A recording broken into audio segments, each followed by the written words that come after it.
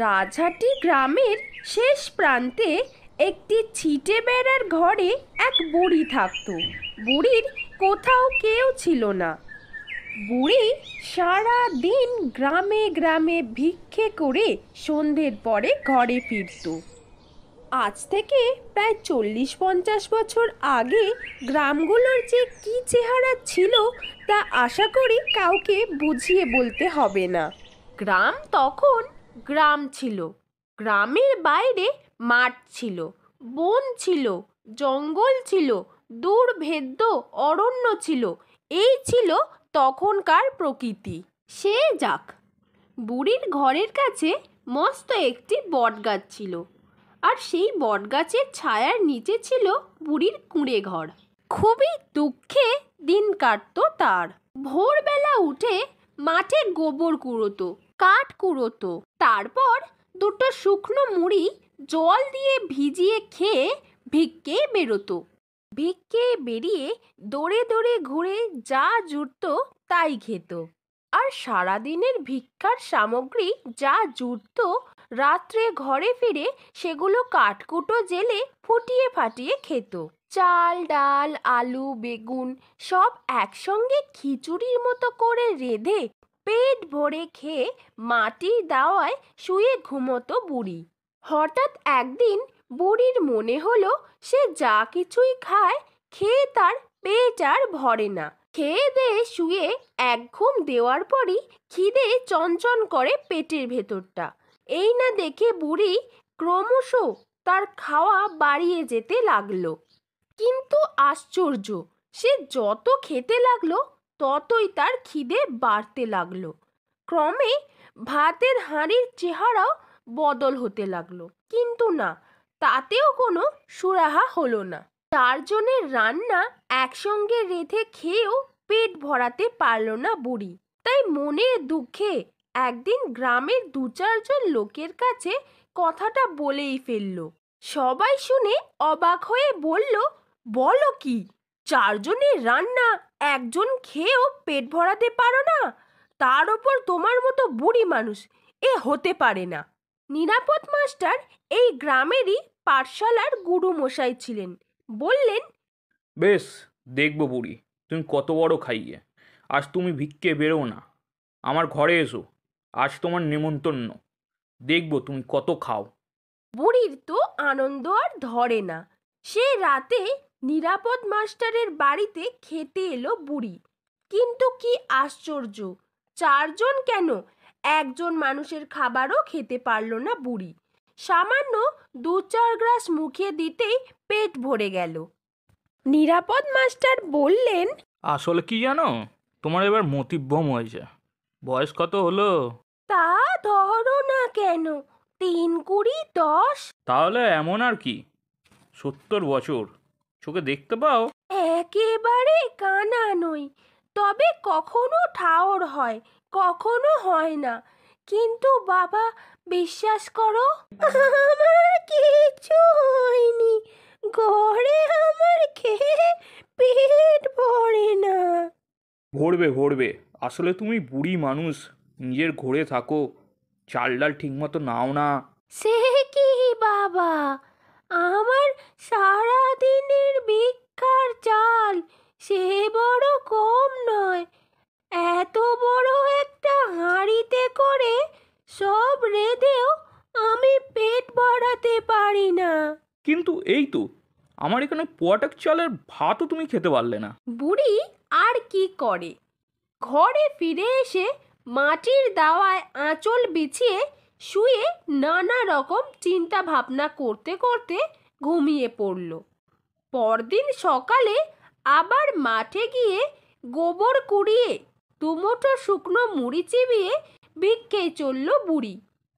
সারাদিন ভিক্ষে করে দিনের শেষে ঘরে ফিরে ভিক্ষার সমস্ত চাল, ডাল, আলু, বেগুন একসঙ্গে বড় হাঁড়িতে ফুটিয়ে নিয়ে খেতে বসলো। কিন্তু আশ্চর্য, 2-1 গ্রাস মুখে দিতে না দিতেই খাবারও ফুরিয়ে গেল, পেটও ভরল না তার। আর যা ঘটলো তা ভারী মজার। বুড়ি যখন খাচ্ছিল আর মনে মনে কাঁদছিল, তখন তার মনে হলো একটা অদৃশ্য হাত যেন তার পাত থেকে মুঠো মুঠো করে খাবারগুলো তুলে খেয়ে নিচ্ছে। বুড়ি যতবার হাতটা ঠেলে দিতে লাগলো, হাতটা ততবারই ওর পাত থেকে খাবার তুলে নিতে লাগলো।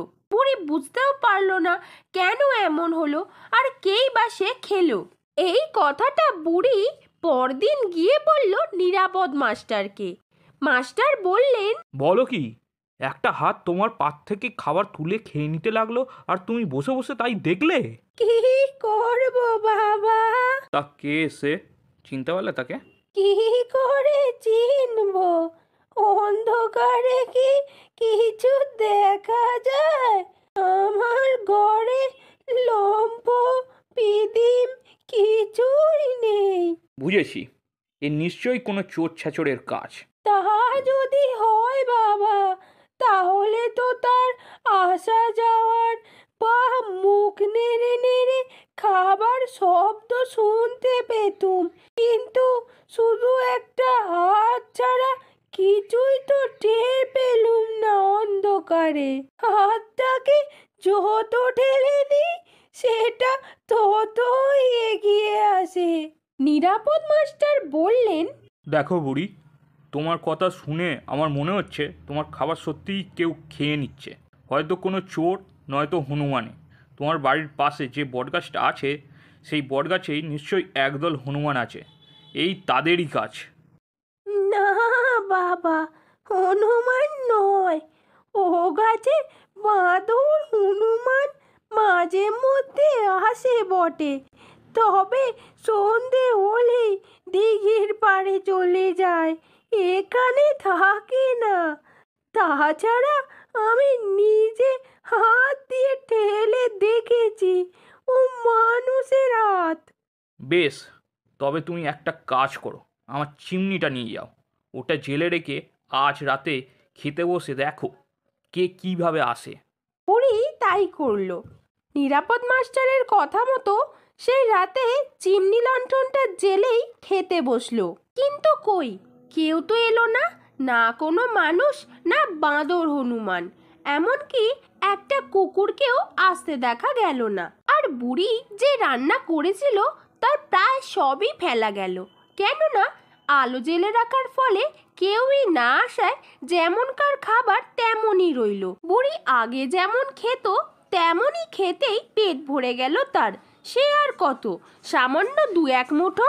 এরপর থেকে বুড়ি রোজই কম করে রাঁধতে লাগলো আর আলো জেলে খেতে থাকলো, ফলে কাউকেই আসতে দেখা গেল না। তবে মুশকিল হলো এই, তেলের অভাবে বুড়ি যেদিনই আলো জ্বালতে পারতো না সেদিনই অনুভব করত একটা অদৃশ্য হাত তার পাত থেকে খাবার তুলে খেয়ে নিচ্ছে, কিন্তু যেদিন আলো জেলে খেত সেদিন কিছুই হতো না। বুড়ি তাই নিরাপদ মাস্টারের কথা মতো রোজই আলো জেলে খেতে থাকলো। এইভাবে প্রায় দিন 10 কাটবার পর একদিন এক আশ্চর্য ঘটনা ঘটলো। এক গভীর রাতে সবাই শুনতে পেল একটি করুণ কান্নার সুর। কে যেন ইনিয়ে বিনিয়ে গ্রামের পথে ঘাটে আনাচে কানাচে কেঁদে বেড়াচ্ছে। এই কথা বলে, বুড়িকে এমন মন্দে কে নিলি রে? খিদেয় আমি মরে গেলাম। তার সর্বনাশ হোক, তার সর্বনাশ হোক, তার সর্বনাশ হোক। গ্রামের লোকেরা সবাই তখন সচকিত হয়ে ওঠে। কে কে কাঁদে? কে ওই কেঁদে কেঁদে অভিশাপ দেয়, বিলাপ করে আর অমঙ্গলের কথা বলে? এক জ্যোৎস্না রাতে নিরাপদ মাস্টার নিজেই দেখলেন দৃশ্যটা। রাত তখন 1টা। কি একটা কাজে বাইরে বেরিয়েছিলেন, এমন সময় দেখতে পেলেন একটা প্রকাণ্ড সাইজের কুলোর ওপর কালো কিম্ভূত কিমাকার বিচ্ছিরি চেহারার মানবাকৃতি কি যেন একটা বসে আছে। চেহারার তুলনায় হাত দুটো তার বিশাল। কুলোটা বাতাসে ভেসে ভেসে গ্রামের পথ পরিক্রমা করছে, আর সেই কিম্ভূত কিমাকার তার হাত দুটো দুলিয়ে কখনো নৌকা বাওয়ার মতো, কখনো কপাল চাপড়ে সুর করে কেঁদে কেঁদে বলছে, বুড়িকে এমন মন্দে কে দিলি রে? খিদেয় আমি মরে গেলুম। তার সর্বনাশ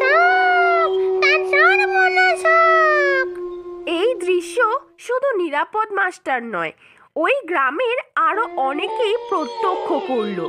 নিরাপদ মাস্টারের বউ অনেক ঠাকুর দেবতা ওঝাবদ্যি করতে লাগলেন, যাতে তাদের সংসারে কোনো অমঙ্গল না হয়। কিন্তু না, কিছুতেই কিছু হলো না, সাপ সাপান্তও কমলো না। তাই দেখে অনেকেই অবশ্য বলল, ওর কথায় কান দিও না, আসলে ওটা একটা উজবুক, তাই এসব বলে বেড়াচ্ছে। তোমরা তো ওর কোনো ক্ষতি করনি, তবে ভয় কি, শকুনির সাপে গরু মরে না, ওরা যা ইচ্ছা বলুক। এইভাবে আরো 2-3 মাস কেটে যাওয়ার পর এক ঝড় জলের রাতে বটগাছটা ভেঙে পড়লো বুড়ির কুঁড়ে ঘরের ওপর। ঘুমন্ত বুড়ি ঘর চাপা পড়ে মরে গেল। আর বলতে নেই, সেই রাত থেকেই সেই বিচ্ছিরি চেহারার কিম্ভূত কিমাকারটাকে কুলোয় চেপে গ্রামের আনাচে কানাচে ভেসে বেড়াতে দেখা গেল না। এমনকি তার সাপ সাপান্ত কান্নাকাটি সবকিছুই থেমে গেল চিরতরে। তবে সেই ঘটনার পর থেকে রাজহাটি গ্রামের লোকেরা আজ পর্যন্ত সন্ধ্যের পর আলো না জেলে কখনো খেতে বসে না কেউ।